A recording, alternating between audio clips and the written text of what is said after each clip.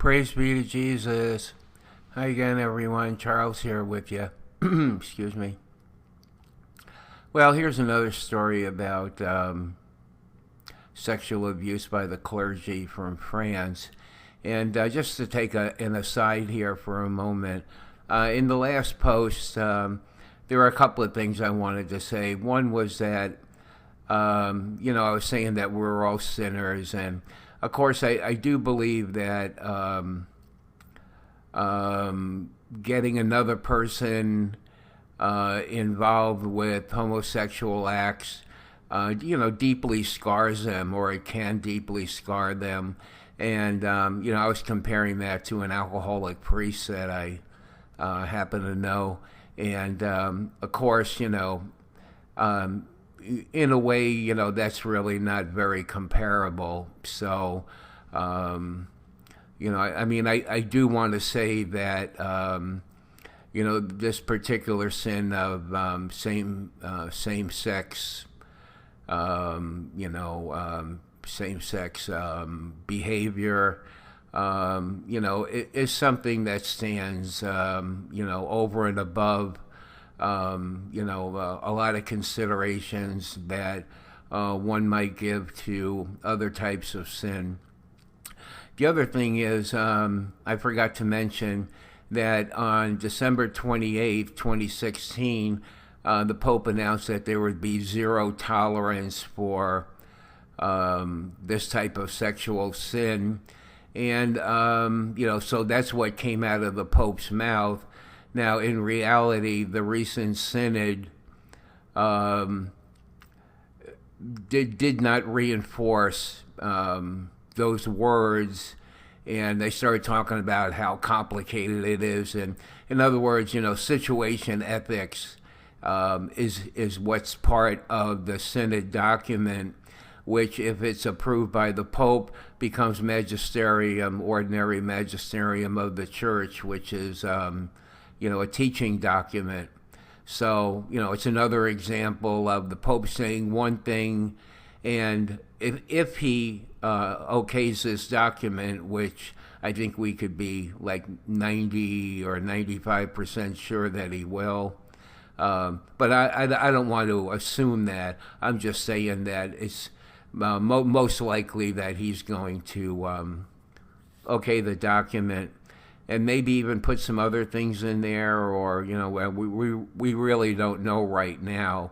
They were saying he'd probably take 2 or 3 months to issue the final document. So, all right. Well, this story here is from France. So, France's Catholic bishops have published a report on measures to combat sexual abuse by clergy, listing data on criminal charges and efforts by a new anti-abuse commission. The journey to zero tolerance has begun in a firm and visible way. I keep on saying I'm not going to stop, but, the journey, now here they're talking about a journey, all right?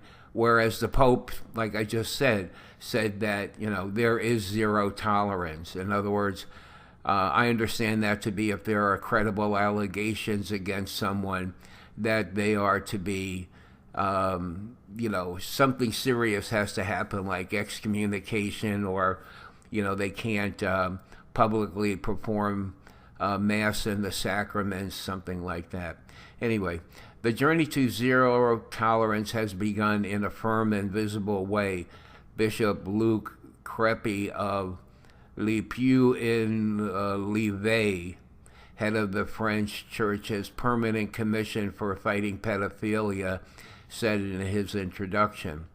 He said national and local church officials were working on materials to encourage accepting and listening to victims, facilitating denunciation of criminal pedophilia, and pursuing its perpetrators in the courts.